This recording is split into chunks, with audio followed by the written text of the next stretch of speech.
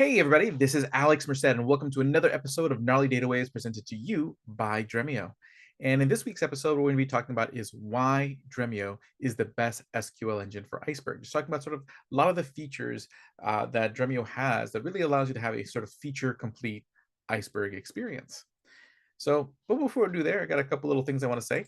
One, if you want to learn more about Iceberg and haven't yet gotten a copy of Apache Iceberg, the Definitive Guide from O'Reilly, scan this QR code and you can get yourself a free digital copy of the full book, Apache Iceberg, the Definitive Guide.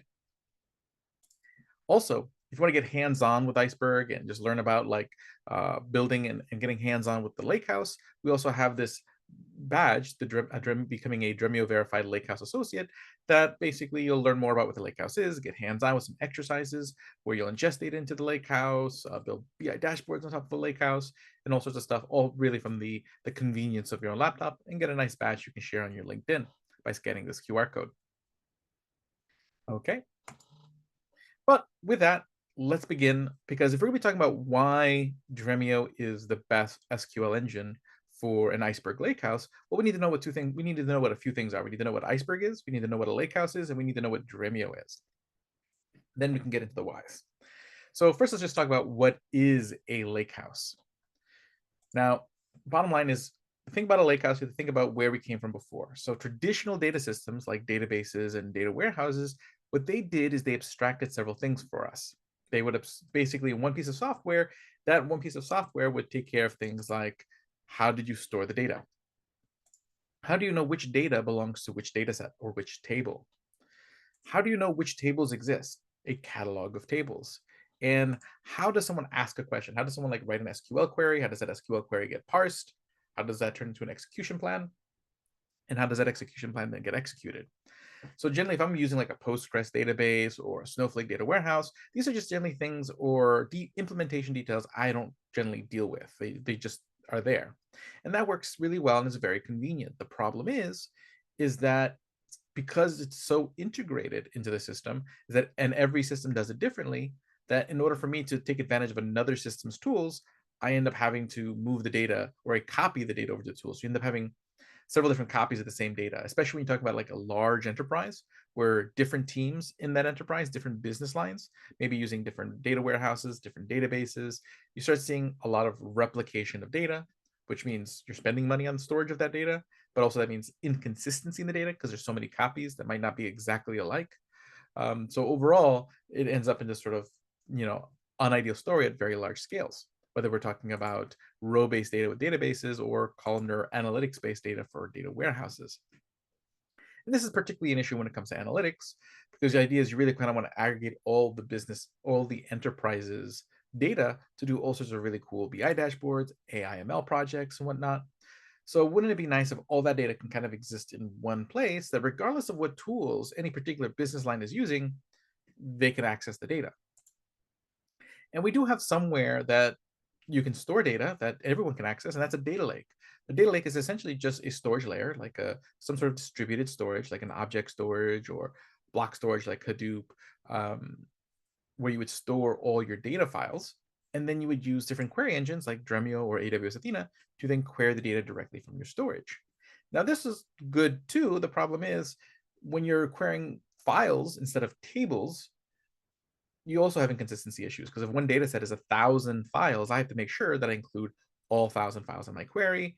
It doesn't necessarily have the same metadata the tables do to be able to scan that table much more intelligently. Updating those tables doesn't give you the same kind of guarantees that you would have in a database or data warehouse, aka ACID guarantees. So there's a lot of imperfections. That doesn't make this like a complete replacement for a data warehouse. But what if you could take that stuff that was missing and put it in there? Okay, what if we could take the storage layer, take the compute layer, but then throw in the missing table layer. So that way, instead of looking at a bunch of files in storage, you're looking at a set of tables, and then have a way to track those tables. Well, now you can start having a metadata layer that accomplishes this, that gives you all the ACID guarantees, the performance that you would expect in a data warehouse, but the data is still located on your data lake. Thus, you've turned your data lake into a data warehouse, thus the term the data lakehouse. And the cool thing is that each of these pieces are separate.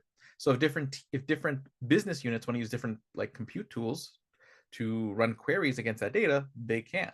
So people can use the tools they prefer without having to make multiple duplications of the data.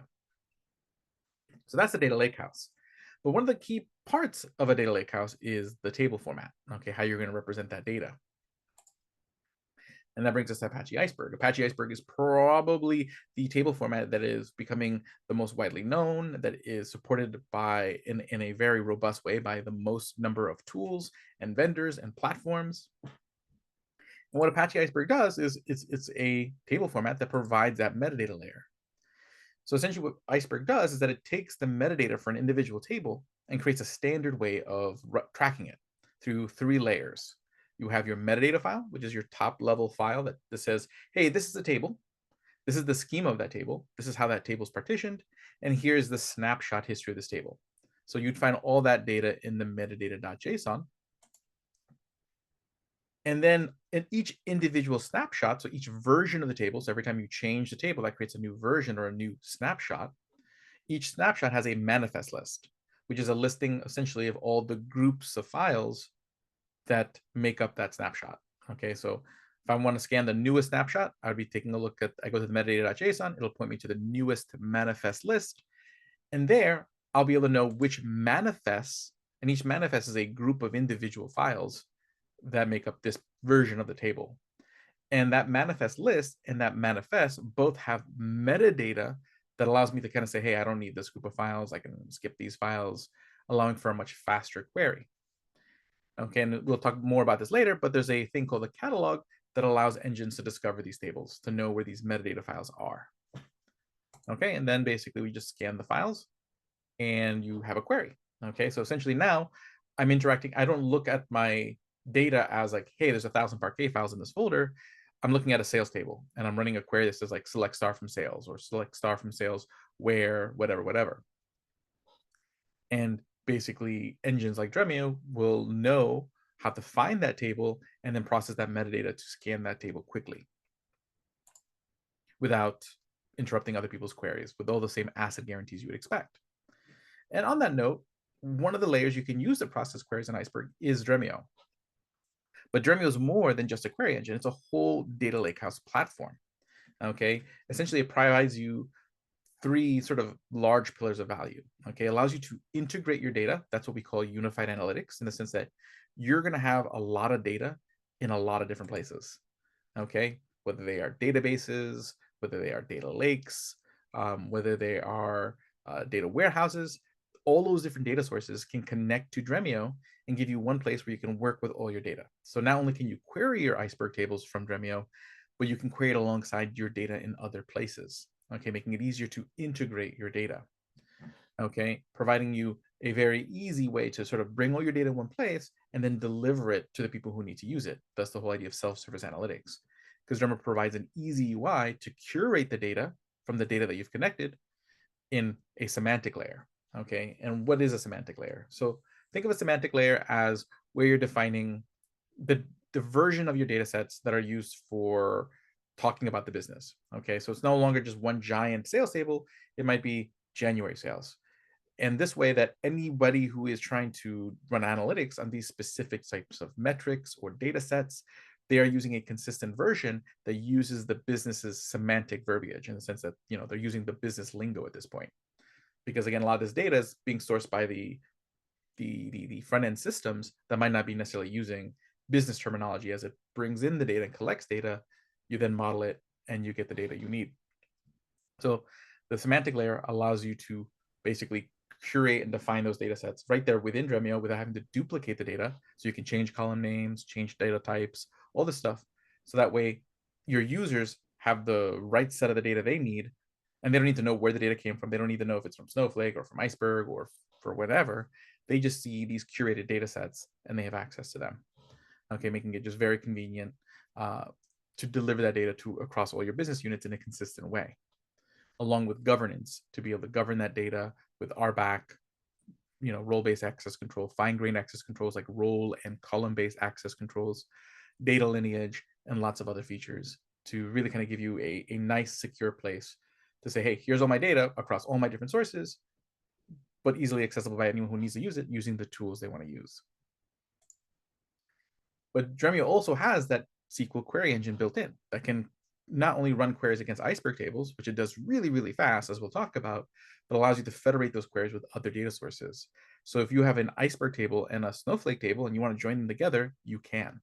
Okay, right there directly from Dremio. Or if you have a table on-prem with Hadoop and you want to join it with your Snowflake and Iceberg table, you can join all the data all together, all from one place without having to move the data around. And then also that query engine has ways of accelerating the data, which we'll talk about, that allow you to take that raw, really fast raw performance that Dremio already has and take it to the next level using features like reflections. And the thing is that one of the big pains of a lakehouse is that a lakehouse is like a deconstructed data warehouse. So there's things you don't think about with a data warehouse. You don't think about how the data is stored. You don't think about how often do you need to optimize your data. You don't think about having to stand up and manage a catalog. There's just all these different things you don't think about doing that are just done. Okay, but now when you move over to a data lakehouse, now you have to go stand up your own sort of catalog service and manage it. You have to kind of come up with a cadence of when you're going to optimize your tables and re-rate that data to make sure that it's in optimal shape. How often you are going to do all sorts of different things. Okay, so Dremio makes this a lot more turnkey because built into the Dremio platform, while Dremio connects to many different Iceberg catalogs, so if you already have your own Iceberg catalog, you can query your data in there through Dremio. Dremio also has a built-in Iceberg catalog. So in that case, if you're someone who's just getting started with Iceberg, and that just takes that big question off the hook. You just basically have the Dremio platform. The catalog is already there. It can connect to all your favorite platforms because it's using the Iceberg REST specification. So you can go connect Spark to it. You can go connect Trino to it, whatever tool you want to the Dremio catalog. So your teams can still use the software they want, but now you have this thing that's just kind of built into the platform you're already using that's going to give you governance of those tables that'll be portable across those tools. It's going to automatically optimize your tables and gives you sort of a way to track those tables. So it makes the whole managing of a lakehouse and just the implementation of a lakehouse much easier because all the hard parts are kind of already done for you when you have Dremio handling sort of the lakehouse management side of the story. And on top of everything else, it's hybrid. So basically you get all the stuff I just talked about, but you get it across your on-prem and cloud. You can deploy Dremio wherever you want, on-prem or in the cloud or in any kind of environment you can think of using Kubernetes. You can deploy, also you can provision the cloud managed service, Dremio Cloud. Either way, you have access to a lot of data all over the place. And they can, in Dremio deployments can even talk to each other with the Dremio connector. So you can really build and design sort of the deployment that's needed for your purposes, whether you need sort of different deployments of Dremio in different regions, or you need deployments in Dremio in certain private places that may not have internet access. And then you can like VPN that into somewhere to get access to some of your online data sets. There's also, you have ultimate flexibility with sort of how you deploy this for your needs. So now we know what Dremio is. We know what the Lakehouse is, we know what Iceberg is, and we know what Dremio is. But why is Dremio particularly special when it comes to implementing an Iceberg Lakehouse? One of the reasons is performance. Dremio has best-in-class performance when it comes to querying, particularly Iceberg tables. And spoiler, it's only getting better. Okay, so stay tuned for upcoming cool news regarding Dremio, its performance, and a lot of the features I'm talking about today. It's a good time. But basically, bottom line is Dremio is really fast. And one of the reasons why it's really fast at processing is because the project Apache Arrow actually was partly originated at Dremio. So Dremio has been using Apache Arrow to do in-memory processing way before everybody else. Like that's become the craze, right? You probably hear about things like Data Fusion, Apache Comet, Velox, Gluten. These are all projects that leverage this Apache Arrow project to speed up querying times, okay? Because Apache Arrow gives you this really fast way, this fast columnar way to represent data in memory and process it really, really quickly. Okay, and Dremio's been doing that forever, so it's really optimized its process. Not only is it fast because it is using Arrow, but it also uses Arrow in a very optimized way. Okay, so you have Apache Arrow, and again, not only does Dremio use Apache Arrow for processing data, but also for transferring data through Apache Arrow Flight. So you're transferring data fast across the wire, and you're processing that data that really fast on each node. But Dremio also leverages other open source projects like Apache Calcite. Apache Calcite basically provides like SQL parsing, cost-based query optimization, so it can take your queries, and even if they're not the most ideal written SQL query, it can turn them into a much more efficiently planned one. Allow you to have rule-based optimizations. And by leveraging Calcite, Dremio's provided all sorts of different optimizations in the query planner that basically will take your query and try to figure out, hey, what is the best way for me to run this query? Okay. So basically, it's going to give you really efficient query plans and then process that really efficiently. So just that raw query power is already well in a first class place. Okay. But Dremio doesn't just stop there. Dremio also is able to give you performance and cost reduction. And honestly, just by having performance, you get cost reduction. Because again, the faster an engine performs, you save money in two ways. One, your compute doesn't have to run as long. Okay, so if you're using cloud compute, you can decommission those nodes much faster, so saving you money, but also you won't necessarily need as powerful a node because you can get the same performance from a smaller or less powerful hardware, meaning the actual what you pay for the compute you do run is also cheaper. So you can use cheaper compute and use it less time. And Dremio adds on to that performance savings using the columnar cloud cache. What the columnar cloud cache is a feature in Dremio where on each Dremio node, it's monitoring how often you're accessing different things in your object storage. So if you're accessing a particular Parquet file a lot or a particular portion of a Parquet file a lot, it will cache that right there on the node. So that way in subsequent calls, it's not having to reach out to your object storage over and over again. This speeds up the queries, giving you all those compute savings that I just mentioned, but it also saves on your network bill or egress bills because you're transferring less data over the cloud network. Okay, you're having to make less calls over to S3 or whatever object storage service you're using, and you save money that way. So you're already getting really fast queries on Iceberg, but you're saving money along the way. So you're just maximizing the value of that savings when you move to the lakehouse. Because again, you're also, when you start shifting your data from a data warehouse platform to a lakehouse, you're already saving money because generally data lake storage is going to be cheaper, and right there, you're already kind of saving a significant amount. Now you're trying to save on the compute side as well and on the network traffic side. And also, since you're not moving your data outside of the data lakehouse or your cloud, because you can deploy Dremio right in the cloud where you have all your data stored, you're going to get rid of a lot of those egress fees as well. So overall, you're really minimizing those costs while also increasing your performance and data accessibility. Another cool aspect of Dremio is that Dremio has unlimited concurrency. So Dremio has a feature where you can auto spin up additional engines. So a basic engine is just a cluster of Dremio nodes. And you can, there are different like t-shirt sizes. So you might have seen this in data warehouse platforms like Snowflake, but you can actually create rules that say, okay, hey, I want this many of this engine existing, and then if they're not used for this amount of time, decommission them. So this way you're never spending money on compute you don't need, but you have the compute you need when you need it. So it can always spin up more compute power when there's a lot of queries coming in, but then decommission it when it's done. And you can also create routing rules so that way you can prioritize which queries go to which engine. So that way your extra large, more expensive engines aren't receiving like low priority workloads, only the high priority workloads that you may want that particular engine to use. Okay, so you have all this stuff to kind of really optimize performance and optimize costs, giving you sort of a really powerful way to really, like, again, maximize the value of that data lakehouse. Okay, particularly, and again, Dremio is particularly built around, really built around leveraging Iceberg and its metadata. So even when you're not, like, let's say you don't have your data in Iceberg, Dremio is still leveraging Iceberg because oftentimes like the metadata, like let's say I take a folder of Parquet files and I promote it as a table in Dremio, under the hood, you're getting sort of, it's building Iceberg metadata based metadata on that Parquet data set. So that way you still get the benefits of Iceberg.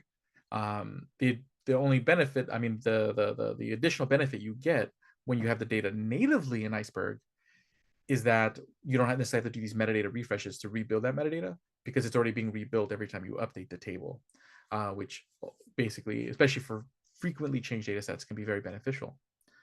But the idea is that even if you're just right now just using Parquet data sets, you can get a lot of the benefits of Iceberg by using Dremio without having to necessarily change the way your data is being ingested. And then when you want to get the additional benefits that you can get, you can then progressively or incrementally migrate over to Iceberg. Now, second reason is that semantic layers I talked about before. Okay. The thing is that your data is never going to be all in one place. Okay.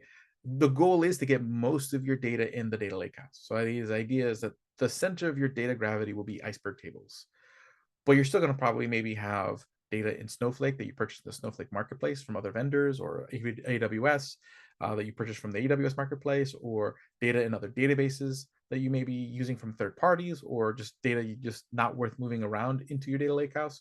So you're going to have this long tail of data. Okay. And Dremio, because of the way it integrates data, you have the ability to connect all these other data sources and then again build your data modeling on top of that. So that way you don't have to move around and make copies of all this extra data. And instead of having to do what you used to do, which would be like get your data sources, have to ETL everything into the data lake, and then ETL a portion of that over to the data warehouse, and then build out a bunch of business mart or data marts, which essentially were just more copies of the data. So you would end up having these data marts for each business unit that each were just mostly another copy, some logical views. Um, and that would just get really expensive. But also all these different steps required more work and less ability to be self-service, because you're not going to give access to your front end users, to these steps here. So they have to wait till like the data's all the way down here. So they got to wait for all these different data movements and modeling and whatnot, leading to a long wait. So you're not really responding and leveraging that data in a real-time fashion or near real-time fashion. Um, basically we could use the data directly from the data lake to begin with, then you're gonna get much closer to real-time access to the data. Okay, which nowadays when we're trying to respond to data much quicker, that's going to be of great benefit. Now with Dremio, instead of doing all that, what you can do is you just model your data using logical views. Okay, so basically imagine here we have a Postgres table and a MySQL table connected to Dremio. And basically here, these purple data sets, these represent the physical data sets. So this is the original table. And then these blue data sets represent logical views. So they're not copies of the data. So in this case, we're joining this MySQL and Postgres table and then creating some additional views based on that view. Okay. Now, if I don't do anything at all, what's going to happen is that when I query view A, since it is a logical view, it'll redo the join and then redo whatever the query logic is for the view. Okay, so that may not necessarily be ideal. Okay, but what you can do is in Dremio, you can turn on something called reflections. And a reflection will essentially create an iceberg copy of that view that it transparently substitutes. So in this case, what you would do initially is you would just model your data. Don't think about reflections up front. Okay, and that's going to become even easier in the near future. But basically, you don't think about it up front. You just model your data. Generally, Dremio's raw performance, most of those views are going to be working just fine like that. And Dremio, again, is constantly optimizing under the hood. There's other things like its results cache that'll oftentimes handle a lot of situations just fine. But then when you do find those sort of points where you just need a little bit more juice, you can strategically turn on reflections.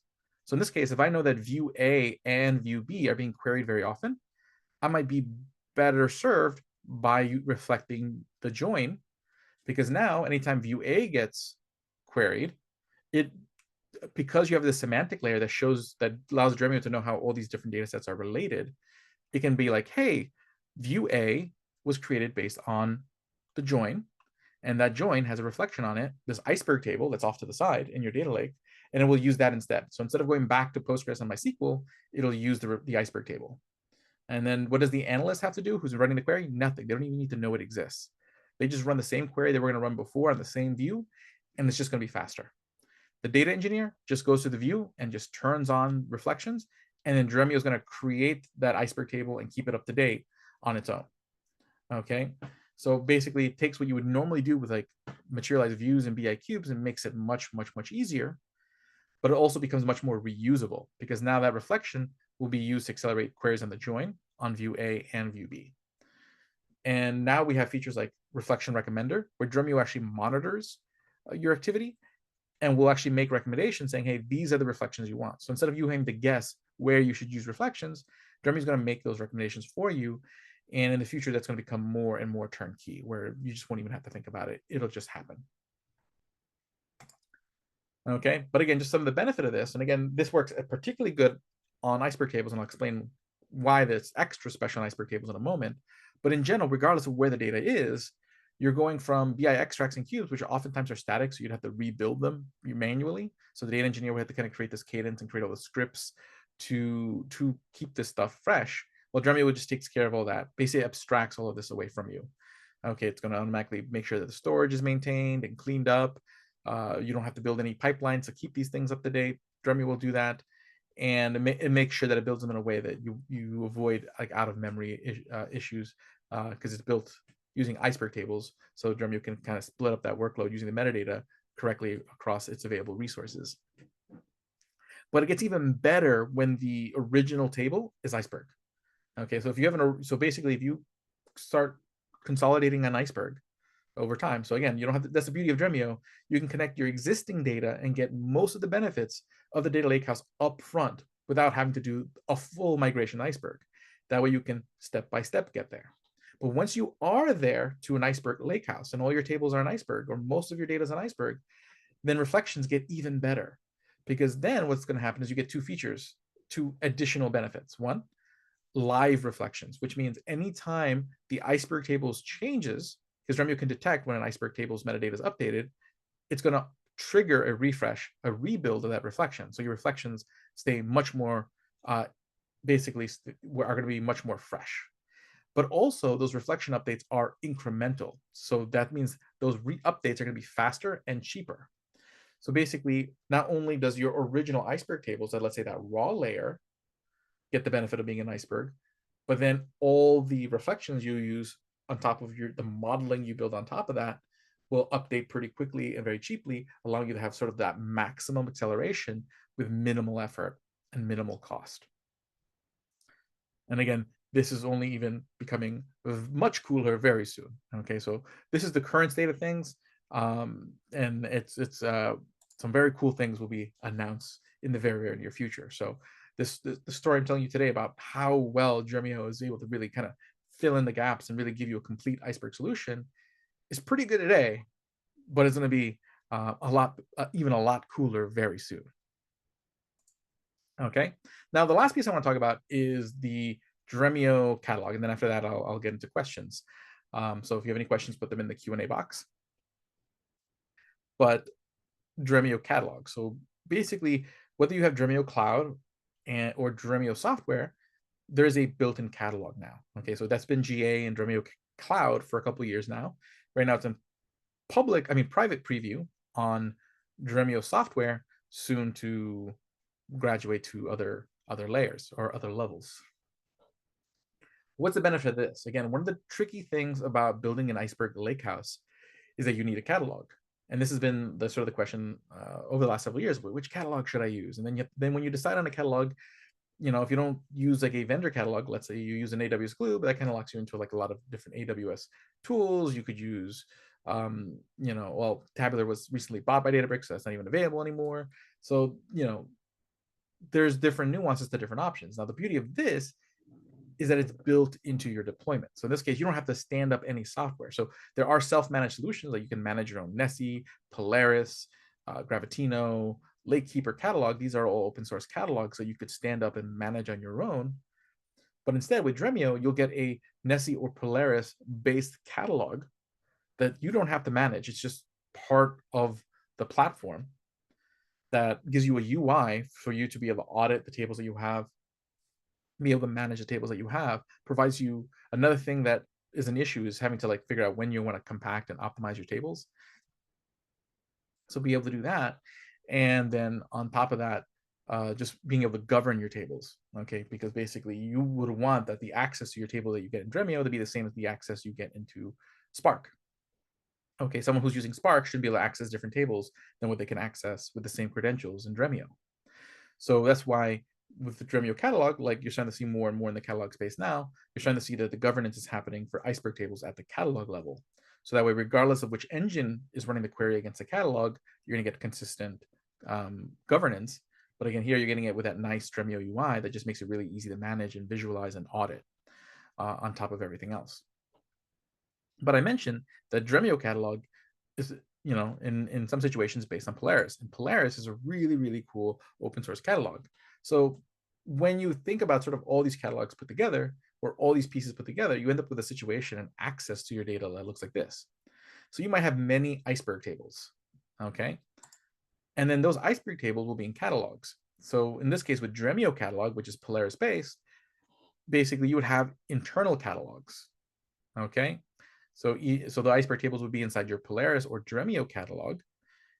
And then there's a feature in Polaris, it's called external catalog. So if you have catalogs and other, or you have tables in other catalogs like Nessie, Gravitino, Unity catalog, etc., you can either connect those to the catalog itself, and that becomes portable wherever the catalog is visible, okay, through external catalogs. So basically your Apache Polaris catalog is able to see all your iceberg tables internally and externally, but it's also able to do governance on those tables, create RBAC rules, so that way you have consistent RBAC rules across engines. And again, you get the catalog federation. So that's what you get when you use Apache Polaris. Now, again, Dremio catalog is going to be based on Apache Polaris, and Dremio can also connect to databases, data lakes, and data warehouses. So this gives you, and then basically, and Dremio can also connect to many of those catalogs as well. So you can choose sort of what layer you want to connect the catalogs at. But then Dremio provides you additional governance that stretches not just across your iceberg tables, but across all your data sources. So all your data sets and databases, data lakes, data warehouses. So that way you have one sort of place where all your data is governed and the ability to federate queries across all these different sources. So you really only have, a central place where you can govern, audit your data. It makes it much easier to manage having data in many places because you have one sort of window pane into the data that is fast. Okay, and then also provides easy access to the end user, but only to the data sets you've given them authority over. So no one's going to have access to the data that you didn't grant them access to. And Dremio, you can access that data through many different layers like JDBC, ODBC, or REST API, but you also have an Apache Aeroflight interface that allows you for even faster over the network transfer, for even just adding to that whole performance story, which is particularly great when you're doing different data workloads where you want to pull that data at maximum speed.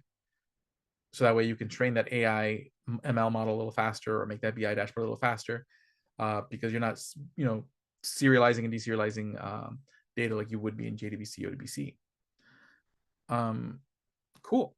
So you have the catalog, and again, with that, you get RBAC. And with Dremio specifically, you also get FGAC. So you also have fine-grained access controls on top of the RBAC rules.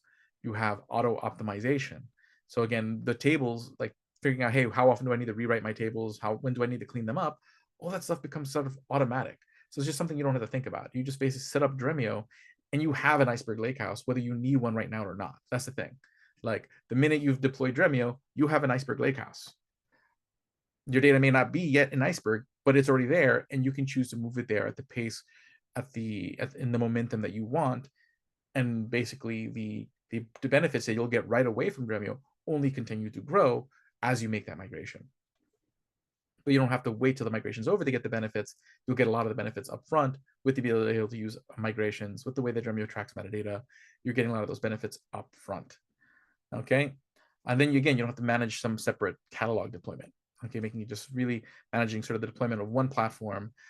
If you're doing it through a self-managed Kubernetes deployment, or it just is there. If you're using the cloud service deployed model, then you'll just have a catalog and a query engine just ready to go right off the bat with just a few clicks on Azure or AWS. So best thing to do is to kind of just see what I'm talking about in action is to get hands-on. So here I have several different blogs where you can actually do exercises where you'll actually run Dremio right there on your laptop and run Iceberg queries or ingest data and build dashboards. So if any of you want to get hands-on with Iceberg, you can scan any of these QR codes and do that. And again, make sure to subscribe to Gnarly Data Waves on either subscribing to the Dremio YouTube channel at youtube.com/Dremio, Spotify, or on iTunes. So that way you make sure you don't miss any episodes. Okay, because we'll be posting all the episodes onto YouTube, Spotify, iTunes. And then again, here's the Data Lakehouse Hub, which is a Slack channel where Data Lakehouse goes. And then I'm constantly speaking at different events. And this QR code will take you to the calendar where you can find the different events I'll be speaking at.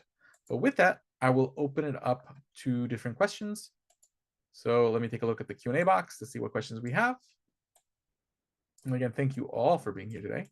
Let me just get this question thing away. There we go. Okay, so first question. Hello, how do you know if Polaris catalog can connect to MinIO? Thanks. Okay, so I don't think Polaris catalog, the OSS version, can yet connect to MinIO, but I think there is a pull request, so the code is already there. Last I checked, so they just have to pull that in. So when that gets added, it will be. So like, it's not a large lift to support S3 compatible sources, since it already supports S3. It's just additional, making sure that you can specify certain properties, like whether you're using like path style access, as far as how the URL gets constructed, and to what is the URL for that S3 compatible layer. That stuff is basically should be added very soon to Polaris. It's pretty much already queued up, so that's already in flight. So I don't think it's there like today, but like probably like in the next month. And then Dremio catalog's usage of Polaris will have compatibility with different object storages through the way Dremio deploys. Okay, page 25 are here we go. See your page 25. Are the Postgres and MySQL tables are copied to Dremio ETL, or does Dremio open query the source database? Dremio will query the source database. So Dremio does not store any data. Okay. Anytime you create a table in Dremio, it'll be because you have an Iceberg catalog connected to Dremio, or the default Dremio catalog. But even the default Dremio catalog, when you deploy, you configure a object storage, that an object storage location where that catalog sort of exists. So basically, the Dremio platform itself stores none of your data. So when I query a data source, it's not ETLing the data. It's going to query that original data. It's going to push down a query to that data source. This is where reflections are super useful, because I do all my modeling. I see where I could use a little bit more performance, and then I turn on reflections there, and then reflections creates the Iceberg table. So at that point, you have essentially a reflection ends up becoming sort of like an automated ETL pipeline, because you can just hit the button, and then that reflection gets created behind the scenes, and then users just query the views and they get the performance, because it's going to use the Iceberg table, not push down the query in that situation, because the reflection is available. So, but absent creating any reflections, it's going to push down the query to the data sources, unless it's a data lake source. So like a Hadoop, S3, Azure. In that case, Dremio is going to query the data directly where it's stored. It's going to pull the data files, read the data files, and then do all the processing itself. And then for like databases and data warehouses, it'll push down a query for a portion of it, and then get that data, and then complete the remainder of the processing on Dremio's cluster. And there's different ways you can take advantage of that. Like a cool way I've seen it used is that you use like reflections to, like, let's say you have like 5 SQL Server databases. And the problem is, if you run analytics directly on them, you're going to push the capacity of that SQL Server database, and you might have to get it, upgrade it, and it gets expensive. But what you do instead is you connect to Dremio, you model your data, turn on reflections, and now you're doing analytics on the data that's on the databases. But the reflections get updated, depending on how often you update the data. You set the right cadence for those reflections to be updated, and now those queries aren't using up your SQL Server capacity. So you can get a lot more. You can still run analytics off your SQL Server or Postgres or MySQL database without necessarily having to run into like scaling issues as quickly as you would otherwise. So there's different ways you can really kind of leverage Dremio to, one, get most out of what you currently have as far as your data sources and data infrastructure, but then again, over time, as you scale up, to move to that ideal Iceberg lakehouse. Again, ideal world, as you build up that scale of data, your ideal is going to be to standardize on Iceberg, so that way you get all those additional incremental and live reflections and other things coming down the pipeline that I won't spoil yet. But overall, like, basically you can start today, get most of the benefit, and then slowly move to get to that Iceberg place where you get everything. Hello, can I install only the Dremio catalog? Will it work with MinIO? Pretty sure Dremio catalog will work with MinIO.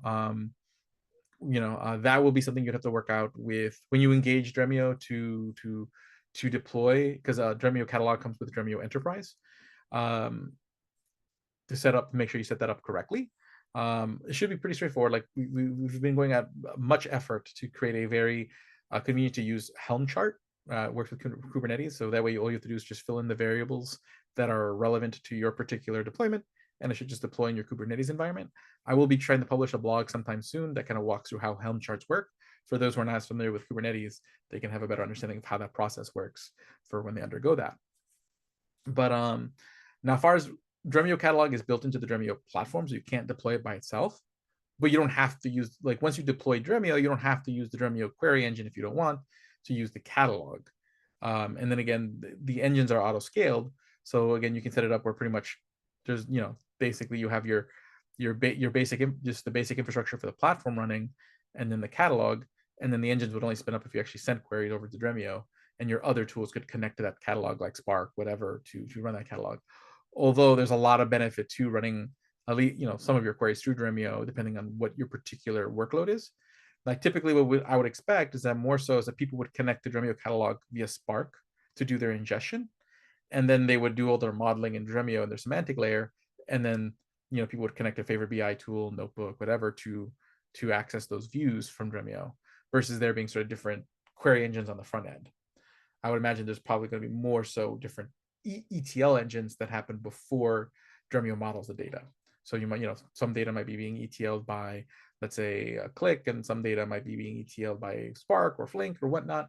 That can all connect to the Dremio catalog directly. And again, that's not running any compute through Dremio. And basically then you would take all the data sets that you see within Dremio, and then you create your different layers of views. And there's a lot of benefit to doing that way, because when you use Dremio semantic layer, let's say later on you move data from like one place to another place.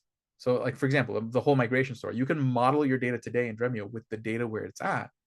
And what you would do is you create a raw layer, but the raw layer is just a bunch of select star views.